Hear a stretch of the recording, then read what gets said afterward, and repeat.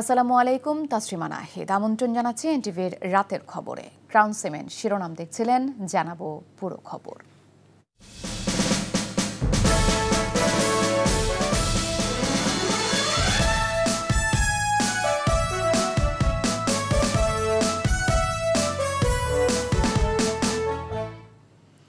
ডাকসু নির্বাচন ঘিরে একে অপরের বিরুদ্ধে আচরণবিধি লঙ্ঘন ও অনলাইনে গুজব ছড়ানোর অভিযোগ করেছেন ছাত্রদল, ছাত্র শিবির সহ অন্য প্রার্থীরা।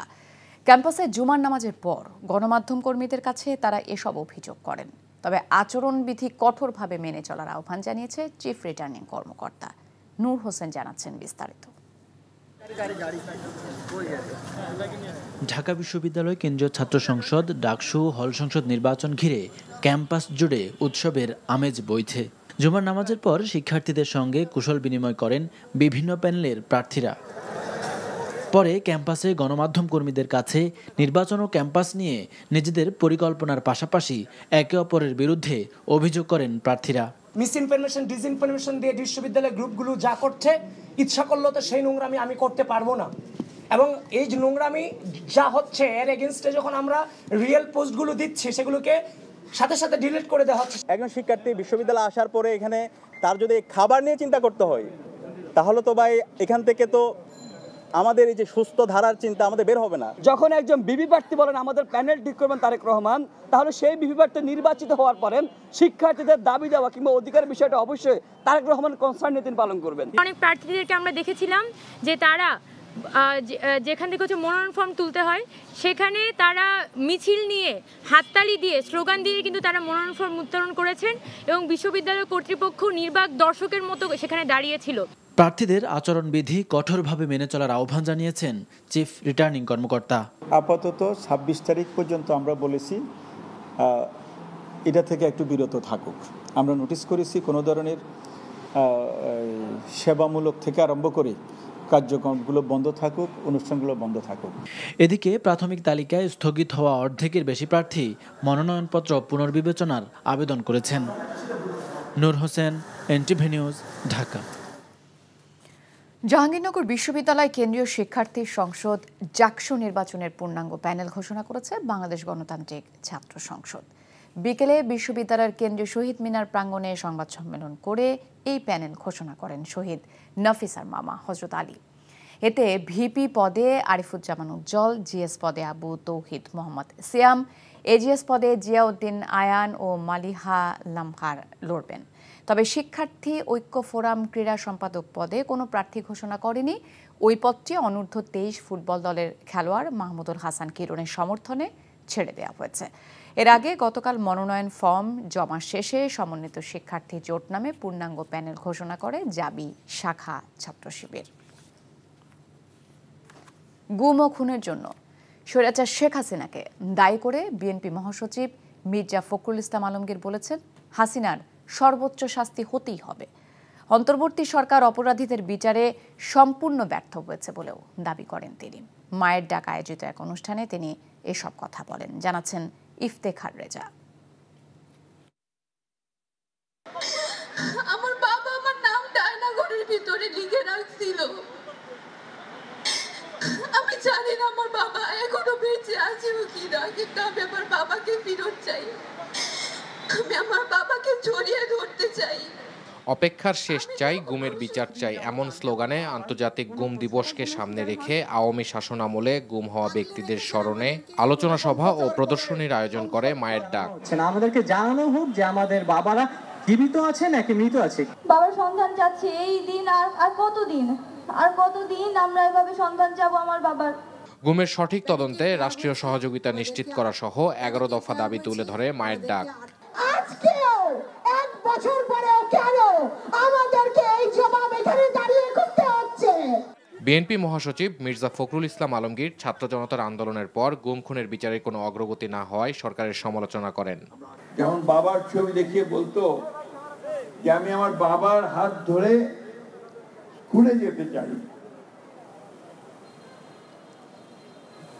আমি ঈদের মাঠে যেতে চাই। একজন পিতা হয়ে আমরা সেই কষ্ট এখনো বলতে পারি না। ইন্টারিম যে গভর্নমেন্ট, অন্তর্বর্তী যে সরকার, তারা সম্পূর্ণ ব্যর্থ হয়েছে এই গুম কমিশনকে পাবলিককে নিয়ে আসার, পাবলিক শুনানি করার। তারা ব্যর্থ হয়েছে এই শিশুগুলো, তাদের আত্মীয়দের, তার মায়েদের, তার ভাইদের যে কান্না, সেই কান্নাকে বন্ধ করার। এটার জন্য তাদেরকে অবশ্যই জবাবদিহি করতেই হবে। আজকে এটা প্রমাণিত হয়েছে যে হাসিনা এই হত্যাকাণ্ডগুলোর জন্য দায়ী, হাসিনা এই গুমের জন্য দায়ী। সুতরাং হাসিনার বিচার অবশ্যই হতে হবে, এই দেশের মাটিতে হতে হবে এবং তার সর্বোচ্চ শাস্তি হতে হবে। এদিকে জাতীয় প্রেস ক্লাবে এক আলোচনায় ডাক্তার জাহিদ হোসেন বলেন, নির্বাচনকে বিলম্বিত করলে লাভবান হবে স্বৈরাচার। বিভিন্ন দাবি তুলে আজকে নির্বাচনকে পিছিয়ে দিতে চান, তারা কি প্রকারান্তরে স্বৈরাচারের পক্ষে কাজ করছেন কিনা সেইটি কি বিবেচনা করেছেন? গায়ের জোরে কোনো কিছু আদায় করা উচিত নয় বলেও মন্তব্য বক্তাদের।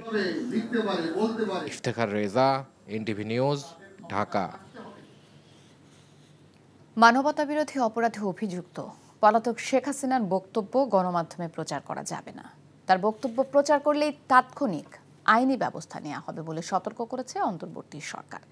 এক বিবৃতিতে দেশের গণমাধ্যমগুলোর প্রতি এই সতর্কবার্তা দেওয়া হয়। বিবৃতিতে বলা হয়, কিছু গণমাধ্যম বৃহস্পতিবার আইন ও আদালতের নির্দেশ উপেক্ষা করে ক্ষমতাচ্যুত স্বৈরশাসকের একটি ভাষণ প্রচার করেছে, যেখানে শেখ হাসিনা মিথ্যা ও উস্কানিমূলক বক্তব্য দিয়েছে। গণমাধ্যমগুলোকে সতর্ক ও দায়িত্বশীল আচরণ করার আহ্বান জানিয়ে বিবৃতিতে বলা হয়, ভবিষ্যতে আইন অমান্য করলে ব্যবস্থা নেওয়া হবে। বিএনপি, জামায়াত ইসলামী ও এনসিপি সহ 23টি রাজনৈতিক দল জাতীয় ঐকমত্য কমিশনে নিজেদের মতামত জমা দিয়েছে। কমিশনের উদ্যোগে প্রণীত জুলাই জাতীয় সনদের খসড়া পর্যালোচনা করে নিজেদের মতামত জমা দিয়েছে দলগুলো। বিএনপি, জামায়াত, বামপন্থী, ইসলামী ও প্রগতিশীল রাজনৈতিক শক্তিসহ নানা মতাদর্শের দলগুলো কমিশনের সাথে ধারাবাহিক আলোচনার অংশ নেয়। এর আগে গত শনিবার রাজনৈতিক দলগুলোর কাছে চূড়ান্ত খসড়া প্রস্তাব পাঠায় কমিশন। প্রস্তাবে বলা হয়েছে, জুলাই সনদের বিধান, প্রস্তাব ও সুপারিশ সাংবিধানিক ও আইনগতভাবে বলবৎ বলে গণ্য হবে। এ নিয়ে আদালতে প্রশ্ন তোলা যাবে না। জুলাই অভ্যুত্থানে অংশীজনদের মধ্যে বিভেদ গুরুতর হলে তৃতীয় পক্ষ সুযোগ নিতে পারে বলে আশঙ্কা প্রকাশ করেছেন রাজনীতি বিজ্ঞান বিশেষজ্ঞরা। তারা মনে করেন, গণতন্ত্রে উত্তরণ বিলম্বিত হলে পতিত স্বৈরাচারের পাশাপাশি অন্য পক্ষগুলো যুক্ত হয়ে অস্থিতিশীল পরিস্থিতি সৃষ্টি করতে পারে। বলছেন, সংখ্যানুপাতিক নির্বাচন বা পিআর পদ্ধতির ভালো দিক থাকলেও এখনই তার প্রয়োগ সহজ নয়, জানাচ্ছেন হাসান মাহমুদ। জুলাই গণঅভ্যুত্থান পরবর্তী অন্তর্বর্তী সরকারের এক বছরে দেশের বিদ্যমান রাজনৈতিক দলগুলোর মধ্যে মাঠের রাজনীতিতে মতদ্বৈততা ও বিভাজন বেড়েছে। রাজনৈতিক বিশ্লেষকরা মনে করেন, নির্বাচনকে সামনে রেখে চাওয়া পাওয়া নিয়ে বড় দলকে চাপে রাখবে মধ্যম সারির দলগুলো, যা রাজনীতিতে স্বাভাবিক। তবে তা চূড়ান্ত বিভেদে রূপ নিলে ক্ষতিগ্রস্ত হবে সব পক্ষ ও দেশ। অবিবেচনা প্রসূত আপনি আচরণ করলেন, যে কারণে নির্বাচনটা হলো না, হইতে পারলো না, তাই না? তখন ক্ষতি সবার হবে, কেউ জয়লাভ করবে না, ক্ষতিটা সবার হবে। এবং ওই পরিস্থিতিতে যদি ক্ষমতাটা তৃতীয় কোনো পক্ষের হাতে চলে যায়, তখন তো আপনার আওয়ামী লীগের আসার সুযোগ ইজি হয়ে যাবে আর কি। একটা প্রতিদ্বন্দ্বিতা থাকবে ক্ষমতার অংশ পাওয়ার জন্য, এটা স্বাভাবিক। কিন্তু এই প্রতিদ্বন্দ্বীরা যদি দ্বন্দ্বে লিপ্ত হয়, রাজনৈতিক দ্বন্দ্বে যায়, তখন কিন্তু বা চরম বিভেদে যায়, তখন তো আর এটা প্রতিদ্বন্দ্বী থাকে না, এটা সংঘাতের রূপ লাভ করে। তখন পতিত সরকারও সুযোগ নিতে পারে, আবার তৃতীয় কোনো শক্তিও সুযোগ নিতে পারে, বিদেশি শক্তিও সুযোগ নিতে পারে। আমাদের তো শত্রুর অভাব নাই। সংখ্যানুপাতিক নির্বাচন অর্থাৎ পিআর পদ্ধতির বিভিন্ন ইতিবাচক দিকের উল্লেখ করলেও বিশ্লেষকরা মনে করেন, এই জন্য যে প্রস্তুতির প্রয়োজন রয়েছে তা বর্তমানে অনুপস্থিত। এমন কোনো ব্যবস্থা পৃথিবীতে নাই যে আপনি সবাইকেই প্রতিনিধিত্ব দিতে পারবেন। সকল ব্যবস্থারই ত্রুটি আছে, পিআর ব্যবস্থারও ত্রুটি আছে। শুধু ত্রুটিতে আরও অসংখ্য আছে। আমাদের যে ফেডারেল সিস্টেম না, আমরা যুক্তরাষ্ট্র ব্যবস্থা না, আমাদের রাষ্ট্র খুব ছোট। এটা একটা কালচারের চেঞ্জ আনতে হবে আপনার, এটা কালচারাল প্র্যাকটিস। কারণ 54 বছর ধরে আপনি যে পদ্ধতিতে ভোট দিয়ে আসছেন, রাতারাতি এটা পরিবর্তন হয়ে যাবে অদূর ভবিষ্যতে হইতে পারে, বা 2 বছর পরেও হতে পারে, কিন্তু এটা নিয়ে আরো প্রস্তুতির বিষয় আছে। জুলাই জাতীয় সনদ চূড়ান্ত করার তাগিদ দিয়ে বিশ্লেষকরা বলছেন এর বৈধতা নিয়ে রাজনৈতিক বোঝাপড়া খুব জরুরি। বিষয়গুলো সংসদে যাওয়ার পরেও এটার একটা মানে ঝুঁকি আছে আর কি আপনার। তবে কিছু জিনিস ঐক্যমত, কিছু জিনিস হয়তো অনুমোদিত হবে আলাদাভাবে, তাই না? সনদের বিষয়টা কিন্তু একটু সময়ের ব্যাপার হবে। জুলাই ঘোষণা যেরকম আসছে সেটা যদি যেভাবে যে প্রক্রিয়া আসছে এবং যেভাবে তার তার বাক্যগুলো, তার মধ্যে যে সকল কন্টেন্ট আছে সেটা দেখলে মনে হয় যে জুলাই সনদে হবে, কিন্তু এটা হয়তো মেইন স্টেক হোল্ডারদের ইচ্ছা বেশি প্রতিফলিত হবে। গণতন্ত্রে উত্তরণ ঘটলে কিছু সমস্যা হ্রাস পাবে বলেও মনে করেন রাজনৈতিক বিশেষজ্ঞরা। রাজনৈতিক ঐক্য তো অবশ্যই, রাজনৈতিক ঐক্য। Hasan Mahmud, NTV news, Dhaka. লেখক ও ব্লগার অভিজিৎ রায় হত্যা মামলায় যাবজ্জীবন সাজাপ্রাপ্ত শফিউর রহমান ফারাবী কাশিমপুর হাই সিকিউরিটি কেন্দ্রীয় কারাগার থেকে জামিনে মুক্তি পেয়েছেন। কাশিমপুর হাই সিকিউরিটি কেন্দ্রীয় কারাগারের জেল সুপার আব্দুল্লাহ আল মামুন জানান, লেখক ও ব্লগার অভিজিৎ রায় হত্যা মামলায় যাবজ্জীবন কারাদণ্ডপ্রাপ্ত শফিউর রহমান ফারাবী 2023 সাল থেকে কারাগারে বন্দী ছিলেন। আদালত থেকে বৃহস্পতিবার বিকেলে তার জামিনের কাগজপত্র কারাগারে এসে পৌঁছায়। জামিনের কাগজপত্র যাচাই বাছাই শেষে শফিউর রহমান ফারাবীকে আজ সকালে মুক্তি দেয়া হয়। 2015 সালের 26 ফেব্রুয়ারি ঢাকা বিশ্ববিদ্যালয় টিএসসির কাছে ব্লগার অভিজিৎকে কুপিয়ে হত্যা করা হয়। সংস্কার নিয়ে গড়িমসি হলে নির্বাচনের ব্যাপারে মানুষের মধ্যে সংশয় তৈরি হবে। সংস্কারের ভিত্তিতে এই নির্বাচন হতে হবে। যেন তেন নির্বাচন জনগণের আকাঙ্ক্ষাকে পূরণ করতে পারবে না বলে মন্তব্য করেছেন জামায়াতে ইসলামের নায়েবে আমির doctor Syed Abdullah Mohammad Taher.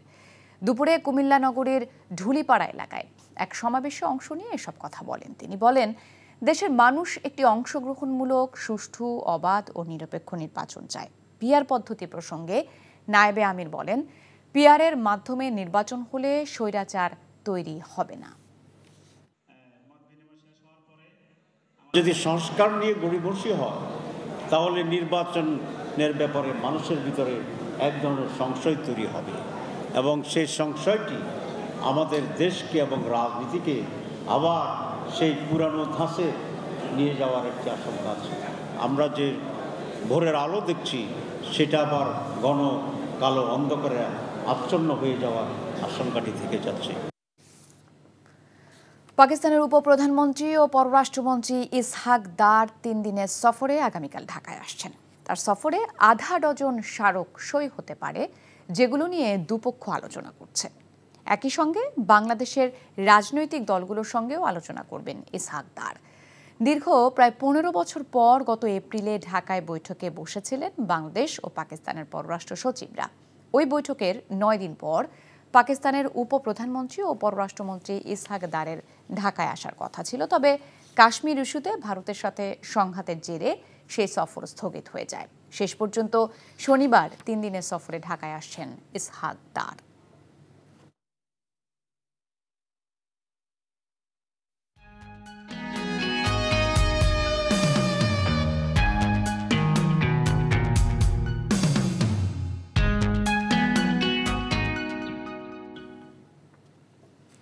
Expel dual action অ্যারোসলের সৌজন্যে ডেঙ্গু পরিস্থিতির খবর।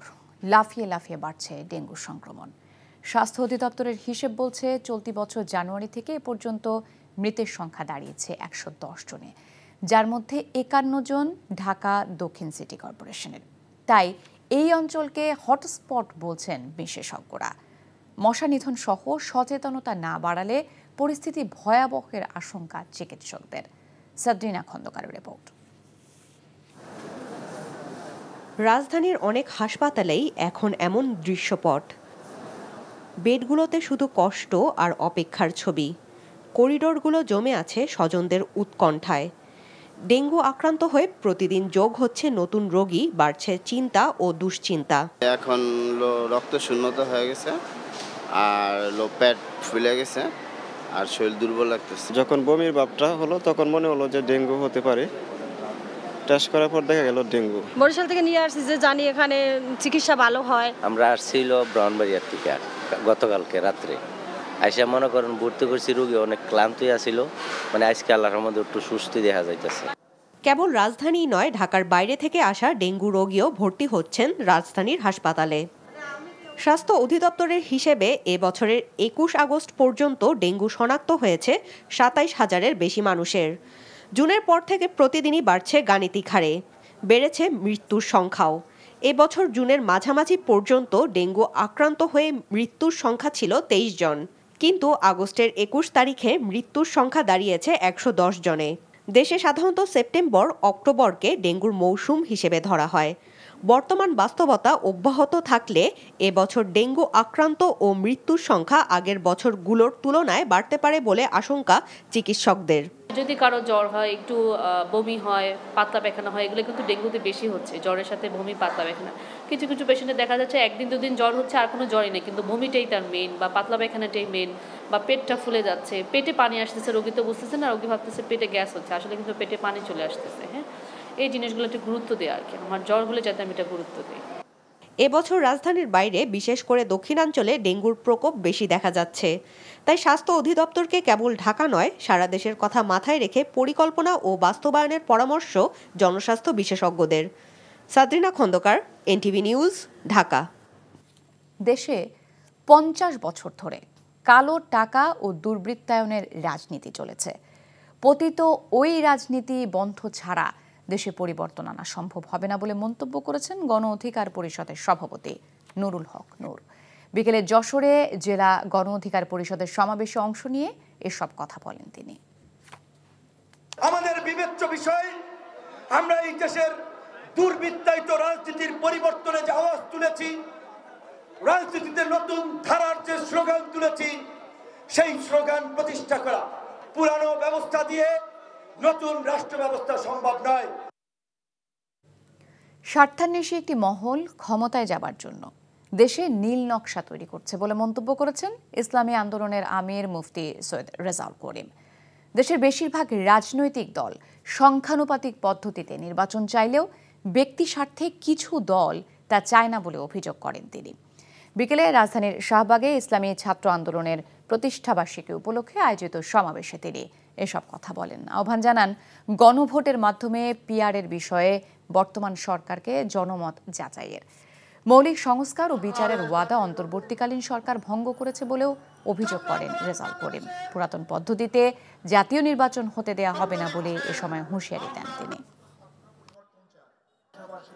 বড় সংস্কার হলো এই 53 বছরে যে পদ্ধতিতে নির্বাচন হয়েছে, এই নির্বাচনের মাধ্যমেই ফ্যাসিস্ট তৈরি হয়েছে, খুনি তৈরি হয়েছে, চাঁদাবাজ তৈরি হয়েছে, আমাদের দেশের টাকা বিদেশে পাচার হয়েছে।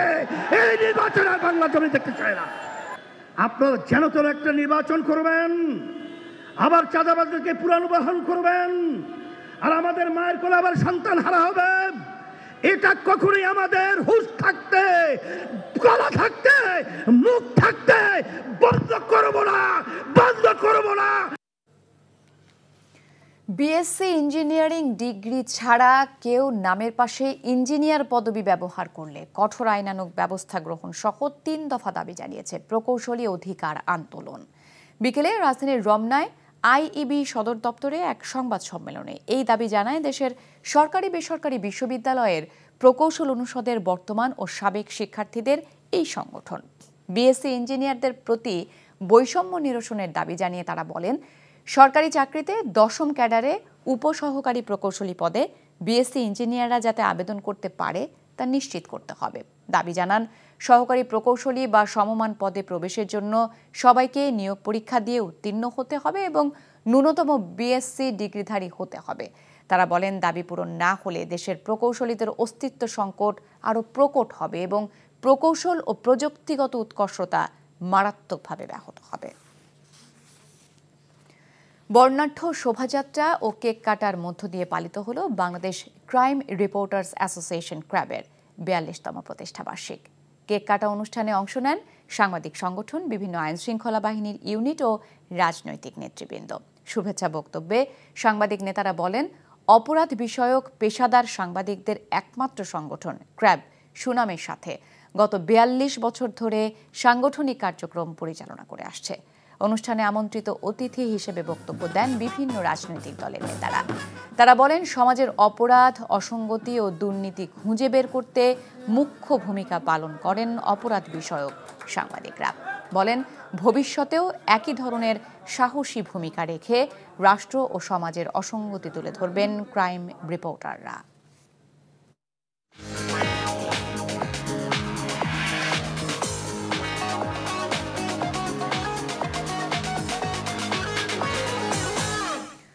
মার্কেন্টাইল ব্যাংক অর্থনীতির খবর। লাগামহীন নিত্যপণ্যের বাজার। 1 ডজন ডিম কিনতেই গুনতে হচ্ছে 150 টাকা। শুধু ডিম নয়, সবজি, মাছ, মাংস প্রতিটি পণ্যের দামই ঊর্ধ্বমুখী। শতকের ঘরে অধিকাংশ সবজির দাম। একদিকে আয় অপরিবর্তিত, অন্যদিকে প্রতিদিনই বাড়ছে দাম। এমন অবস্থায় বাজেট সামলানো যেন অসম্ভব ভোক্তাদের জন্য। বাজার ঘুরে জানাচ্ছেন মেজবাহ হাসান।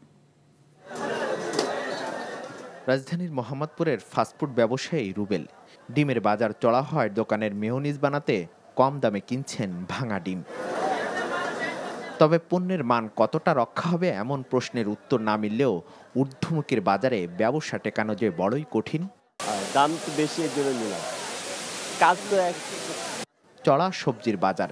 1 কেজি বেগুন কিনতে গুনতে হচ্ছে 150 টাকা। কম দামি সবজি পেঁপে সেটিও বিক্রি হচ্ছে 40 টাকায়। এই যে পটল 100 টাকা কেজি, ঢেঁড়স 100 টাকা কেজি, তাহলে ঝিঙা 100 টাকা কেজি।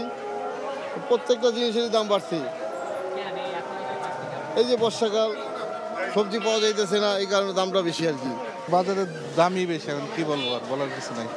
টানা কয়েক সপ্তাহ ধরে নিত্যপণ্যের বাড়তি দামে ক্ষুব্ধ ক্রেতারা। কেউ বাধ্য হয়ে বাজারের তালিকা ছোট করছেন, কেউ আবার ভাঙছেন সঞ্চয়ের টাকা। বাজার তো এখন একটু বেশি ভাই, দাম বেশি, একটু সব কিছুতেই দাম বেশি, ম্যানেজ করেই চলতে হয়। প্রত্যেকটা সবজিতে অলমোস্ট 20 থেকে 50 টাকা বেশি। সো অবভিয়াসলি আগে যদি 5টা আইটেম থাকে সেখানে এখন 2টা বা 3টা, এই তো ডিফারেন্স। যদি খাবার টেবিলকে গুরুত্ব দেন তাহলে টাকায় কম গুরুত্ব দিবেন। যদি টাকা বাঁচাতে চান, মাসের সঞ্চয় বাড়াতে চান, খাওয়া কমাতে হবে। তো আমরা সাধারণত মধ্যবিত্ত পরিবার, তো খাবার টেবিলে স্যাক্রিফাইস করতে চাই না। স্বস্তি নেই মাছের বাজারেও। ওঠানামার মধ্যে রয়েছে মুরগির বাজার। রুই মাছ 350, নলা মাছ 260, 250, তেলাপিয়া 250, 230। বর্তমানে 10 টাকা কেজির মধ্যে বেশি এখন। আগে চিংড়ি কিনতাম 700-800, আজকে 1000-1200। রুই মাছ 350-400, আজকে 450। মানে পরপর তো দাম বাড়তেই আছে। ভারতের পেঁয়াজ আমদানি হয় 5 থেকে 10 টাকা পর্যন্ত কমেছে পেঁয়াজের দাম। প্রতি কেজি বিক্রি হচ্ছে 70 থেকে 80 টাকা পর্যন্ত। Misbah Hasan, NTV news, Dhaka. ব্যবসা বাণিজ্যের সক্ষমতা বৃদ্ধির জন্য যতগুলো দেশের সাথে বাংলাদেশের দ্বিপাক্ষিক সম্পর্ক জোরদার করা যায় সেই চেষ্টা অন্তর্বর্তীকালীন সরকার করছে বলে মন্তব্য করেছেন বাণিজ্য উপদেষ্টা শেখ বশির উদ্দিন। দুপুরে চট্টগ্রাম ওয়ার্ল্ড ট্রেড সেন্টারে পাকিস্তানের বাণিজ্যমন্ত্রী জাম কামাল খানের সাথে চট্টগ্রামের বিভিন্ন খাতের ব্যবসায়ীদের মতবিনিময় সভায় কথা বলেন তিনি। পাকিস্তানের বাণিজ্যমন্ত্রী বলেন, চামড়া, চিনি শিল্প, গার্মেন্টস, কৃষি ও খাদ্যপণ্য, ফল আমদানি ও রপ্তানি নিয়ে ফলপ্রসূ আলোচনা হয়েছে। দুই দেশের বাণিজ্য আরও সামনের দিকে এগিয়ে নিতে যেতে চান।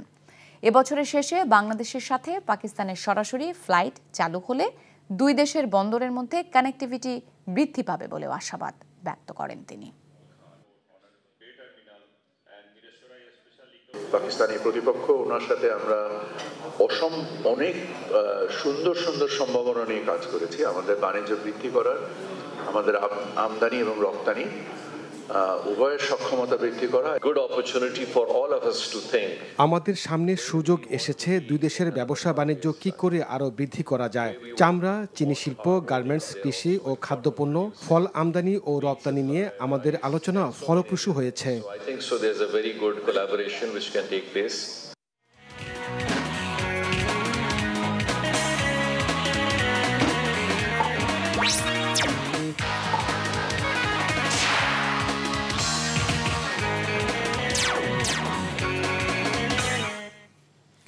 ইস্পাহানি প্রিমিয়ামটি খেলার খবর। নেদারল্যান্ডসের বিপক্ষে 3 ম্যাচ সিরিজের টি-20 এশিয়া কাপের জন্য 16 সদস্যের দল ঘোষণা করেছে বিসিবি। 3 বছর পর দলে ফিরেছেন উইকেট রক্ষক ব্যাটার নুরুল হাসান সোহান। তার সঙ্গে ফিরেছেন সাইফ হাসানও। নেদারল্যান্ডস সিরিজ থেকে ছুটি নিয়ে রাখা অলরাউন্ডার মেহেদী হাসান মিরাজ এশিয়া কাপের দলে নেই, স্ট্যান্ডবাই হিসেবে রাখা হয়েছে তাকে। নেদারল্যান্ডসের বিপক্ষে 3 ম্যাচের টি20 সিরিজ শুরু হবে 30 অগস্ট। পরের 2 ম্যাচ 1 ও 3 সেপ্টেম্বর। আগামী 9 সেপ্টেম্বর সংযুক্ত আরব আমিরাতে শুরু হবে এশিয়া কাপ। বাংলাদেশ প্রথম ম্যাচ খেলবে 11 সেপ্টেম্বর হংকংয়ের বিপক্ষে। ফটো ফিনিশ বিতর্ক নিয়ে শুরু হলো জাতীয় গ্রীষ্মকালীন অ্যাথলেটিক্স। জাতীয় স্টেডিয়ামে এই বিতর্কের আগে পঞ্চমবারের মতো দেশের দ্রুততম মানব হয়েছেন প্রবাসী অ্যাথলেট ইমরানুর রহমান।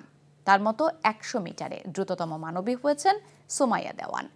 100 মিটারে 16 বার দ্রুততম মানবী হওয়া শিরিন আক্তার সেকেন্ডের ব্যবধানে হেরেছেন সুমাইয়ার কাছে, যদিও তা মেনে নিতে পারেননি শিরিন। নিলয় মজুমদার জানাচ্ছেন বিস্তারিত। সেকেন্ডের ব্যবধান, ফিনিশ লাইন অতিক্রম করতে গিয়ে পড়ে গেল ফটো ফিনিশে দেখা গেল এগিয়ে সুমাইয়া দেওয়ান। চুলচেরা বিশ্লেষণে শিরিন আক্তারকে মাত্র 0.2 সেকেন্ডের ব্যবধানে হারিয়ে 3 বছর পর নিজের সেরার মুকুট উদ্ধার করেছেন সুমাইয়া। তিনি সময় নিয়েছেন 12.19 সেকেন্ড। অন্যদিকে শিরিন সময় নিয়েছেন 12.21 সেকেন্ড।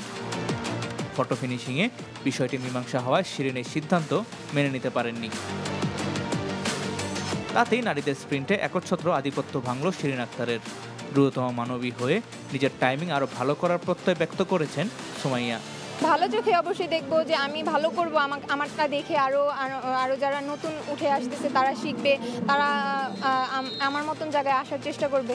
আমার কনফিডেন্স ছিল, আমি প্র্যাকটিস সেইভাবেই করেছি, আমার কোচ আমাকে সেইভাবেই ডিক্টেশন দিয়েছে।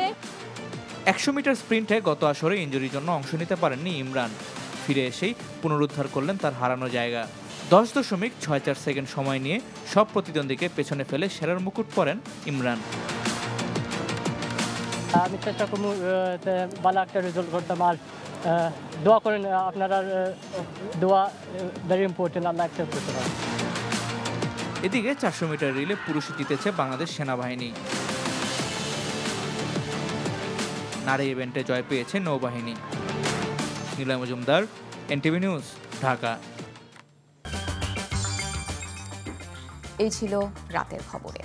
এই খবরের ভিডিও সহ আপডেট জানতে ভিজিট করুন এনটিভি অনলাইন www.ntvbd.com। এছাড়াও এনটিভির জনপ্রিয় সব অনুষ্ঠান ও খবরের আপডেট জানতে ভিজিট করুন আমাদের ইউটিউব ও ভেরিফাইড ফেসবুক পেজে। রাত 1টায় মধ্যরাতের খবর দেখার আমন্ত্রণ রইল। ধন্যবাদ সবাইকে।